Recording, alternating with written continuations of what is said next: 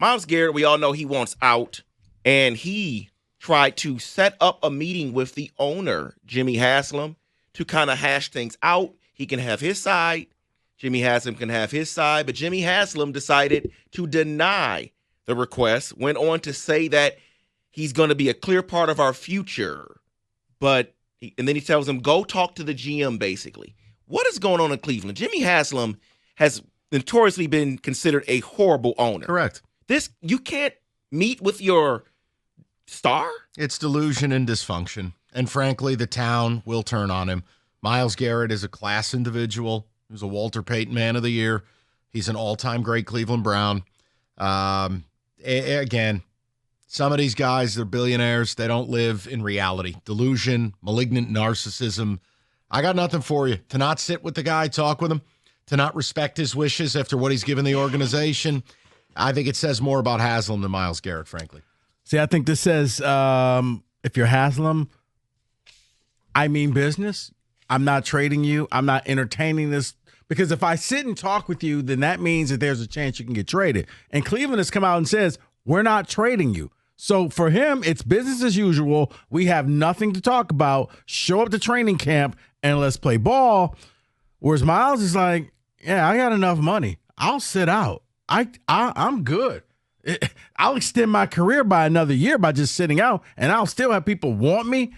I think at this point, if you're other teams, maybe you pivot and you start looking at the other free agents and other trades and revisit this one back in the summer or maybe even in the fall after about 3-4 games when the Cleveland fans revolt. You may be able to get him for a lot less because he's got to save face. Yeah, and according to reports, he is, Myles Garrett, that is, preparing to miss games for next season. He's got enough money. And honestly, it's going to sound bad because Myles Garrett is a person who really cares. Less wear and tear on the body. I get to take a little bit of time off. And if you trade from me, I'll have fresh legs for a playoff run.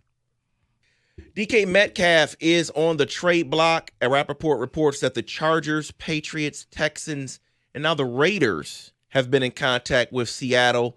They're keeping an eye on the receiver. But the question I have for you is that the report also says Seattle wants a first and a third for DK Metcalf. Too much of an asking price? Yes. Good player, but I'm with Rico in this regard. I'm not giving up a first-round pick for a wide receiver, especially one that's played several years, has taken a lot of punishment. He doesn't want to be in Seattle. Mm-hmm. I've been saying that for the last year. You could see it in his demeanor. They can ask for whatever they want. I'll be surprised if they get that. I think a second-round pick and a player from the pack, which is the rumored offer, that's the best you're going to get. You get a Romeo Doubs and a second-round pick, that's really good return. There's value there. First and a third, I'd be really surprised. Exactly what Mike just said. No. It's you can ask for anything. Doesn't mean you're gonna get it. Yeah. So, yeah, a second round pick is probably what he is worth right now.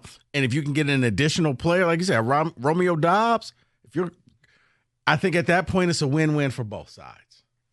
Bit of a news coming out for the draft. Update on Will Johnson. He will not participate now in his pro day on March 21st because of a minor hamstring injury, is expected to fully be cleared and hold a private workout on April 14th.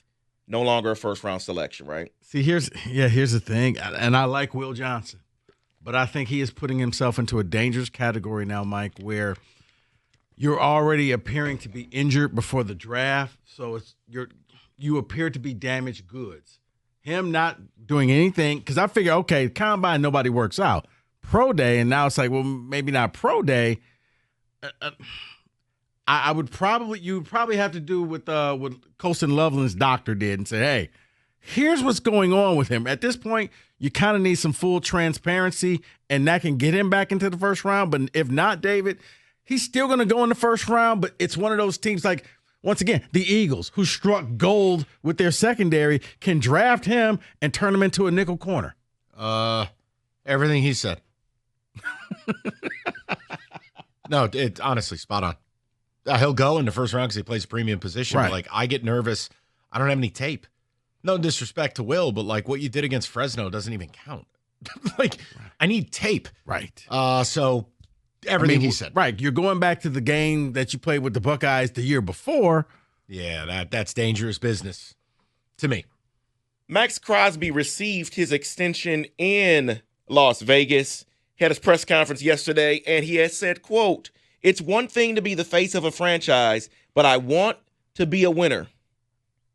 Small thing. You're still with the Raiders. You're not going to be a winner there. Listen, I understand he feels a bit of a loyalty to him, and let's be candid. I went back and looked. This is the third time they've addressed his contract in 4 years.